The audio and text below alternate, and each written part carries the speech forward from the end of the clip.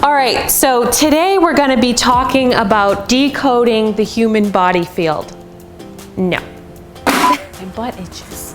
I swear I must have gotten bit by a mosquito on my butt.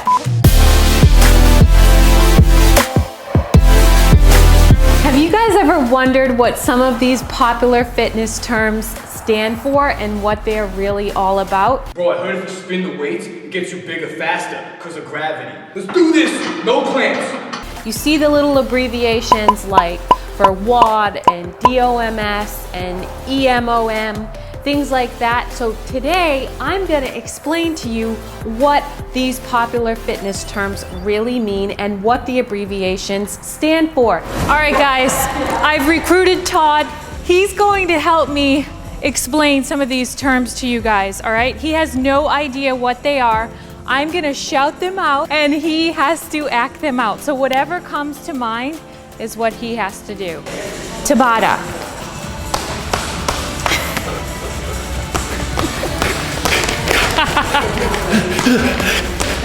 Tabata is 20 seconds on with 10 seconds of rest for 4 minutes.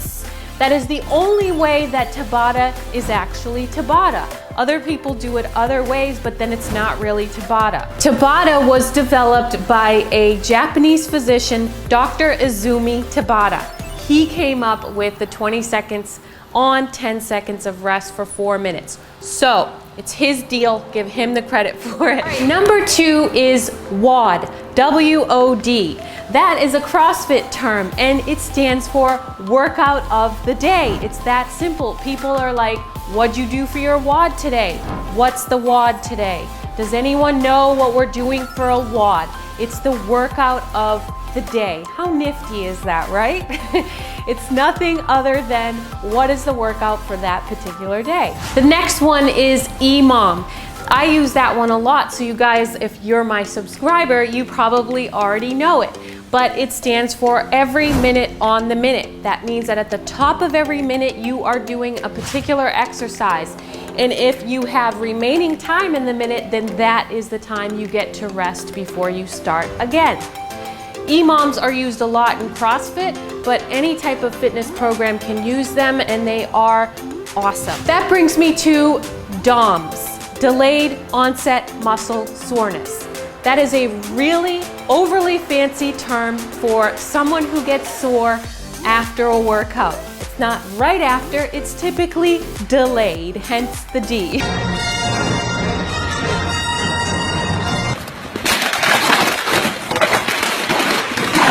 But it comes within 48, sometimes even 72 hours after exercise. But usually it's in that 24 to 48 hour mark where you start to feel really sore and you regret all of the reps that you did previously. Okay, our next one is rhabdo.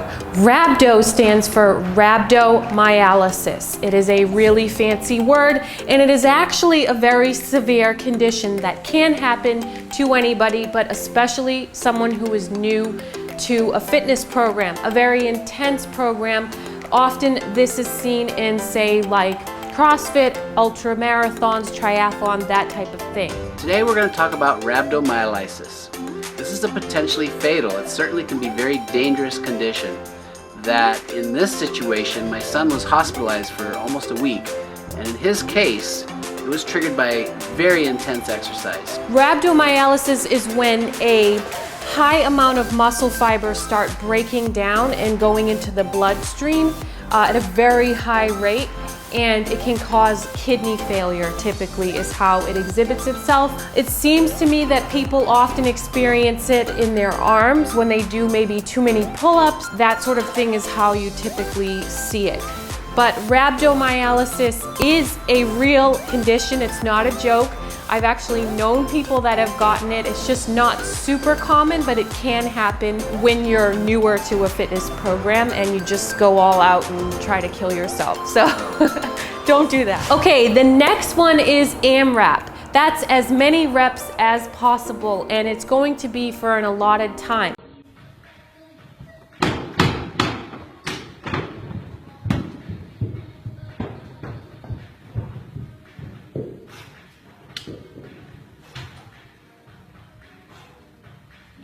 This is also a common CrossFit term, but it really should be embraced in all fitness programs because it's a really good way to challenge yourself and get you to move fast for a certain period of time and really push versus standing around and say talking and sitting. All right, the next one is box.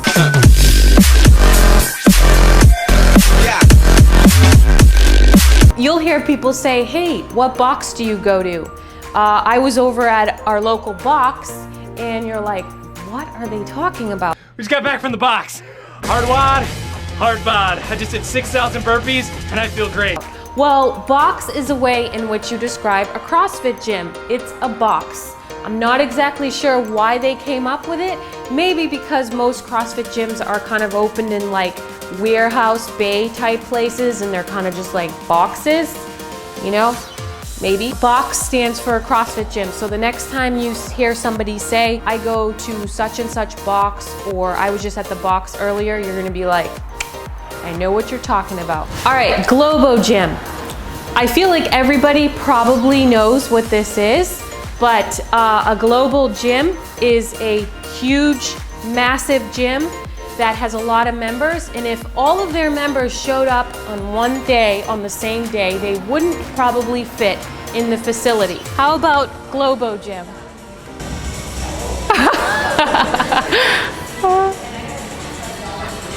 Yeah, and you forgot. You gotta get the selfies in the mirror, right? Yeah. So they're known as large establishments that kind of bank on the fact that you probably won't last and that you might sign up at the beginning of the new year and last for about 3 to 6 weeks, and then you won't show up anymore. Because if everybody showed up, they couldn't fit you all. That's a Globo gym. The girls.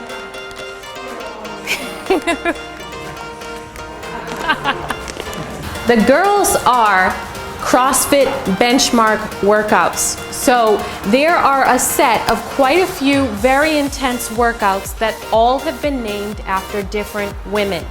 Those are the girls. Not these girls, those girls. They are like Helen, Amanda, Diane, Cindy. Those are some of the girls' names. All right, next up we have a Metcon.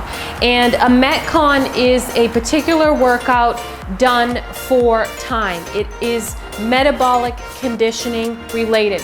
So typically when you go into CrossFit and you have your WOD, you have a strength portion and then you have a Metcon, which is your metabolic conditioning portion of your workout. So again, it's not just for CrossFit. Anyone can do a Metcon. And hey, we even have Nike Metcon shoes.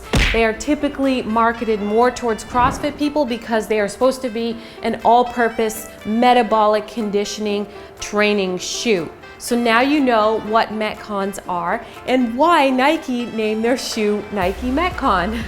All right, our last fitness term is PR. PR stands for personal record. That means your all-time best at a particular movement.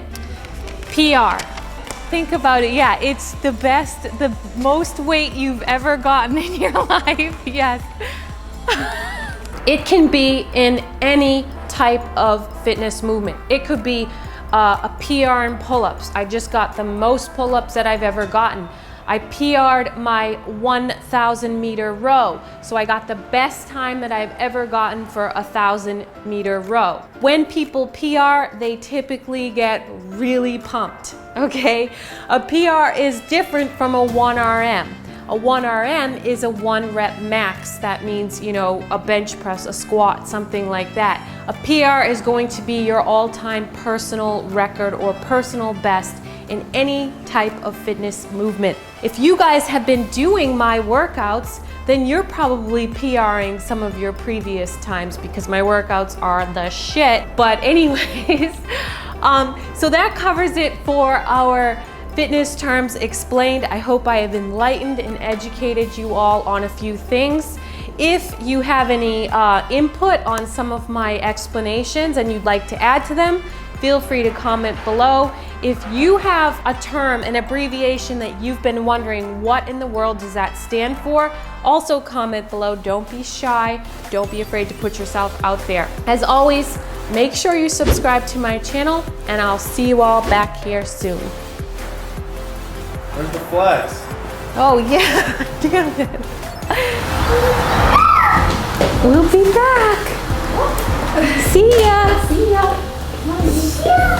See ya. Bye.